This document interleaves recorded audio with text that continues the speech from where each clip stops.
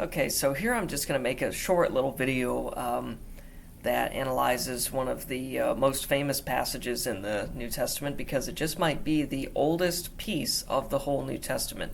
Not in the sense that it's attested by the manuscript tradition as the oldest, but it's just identified by critics and historians and theologians as what might be the oldest piece of tradition or the oldest content that is embedded within the New Testament.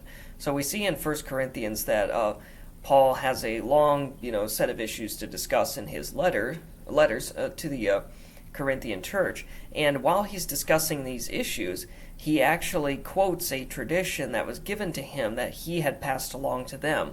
And he quotes it with them while giving some comments.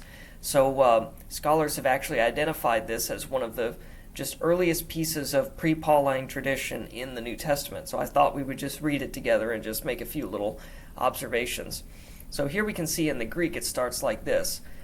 Paredoka garhumin en protois, ho kai parelamon, hoti Christos apethanin, huperton hamartion, hamon, katatas graphas, kai hoti etafe, kai hoti egergate, te hemera te trite, katatas graphas, kai hoti ophthe kepha, eta tois dodica, epeta ophthe, epano, pentakousios, adelphois, ephapax, ex hon hoi pleones, menusin heos arti, tines de ekoimetheson, epeta ophthe Jacobo, eta tois apostolois, passin, eschaton de panton huspereto ektromati. That's from the Society of Biblical Literature, Greek New Testament. So that's the Greek text. So in the English, I've just quoted the NRSV here. So it kind of goes like this. For I handed on to you, as of first importance, remember this is Paul speaking, what I in turn had received, that Christ died for our sins in accordance with the Scriptures, and that he was buried, and that he was raised on the third day in accordance with the Scriptures, and that he appeared to Cephas or Cephas, depending on how you want to pronounce it, then to the 12. Then he appeared to more than 500 brothers and sisters at one time, most of whom are still alive, although some have died. Then he appeared to James, then to all the apostles.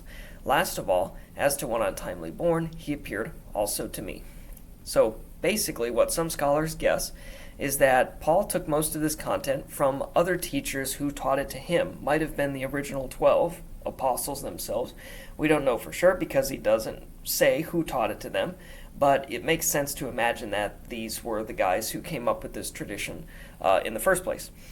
Because the people that Christ appeared to are members of the 12, as well as, for example, James, his brother, as well as the apostles.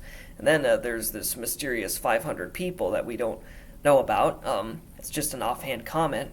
So how do you separate between what's in the tradition and what is just part of Paul's commentary, right? So obviously this beginning part, that's part of Paul's commentary. He's just saying, I handed on to you this thing I received. But this is part of the tradition. Christ died for our sins in accordance with the Scriptures, and that he was buried, and that he was raised on the third day in accordance with the Scriptures. Okay, and then that he appeared to Cephas and then to the 12. This is all part of the pre-Pauline tradition. Okay, and then he goes on to say he appeared to more than 500 brothers and sisters at one time.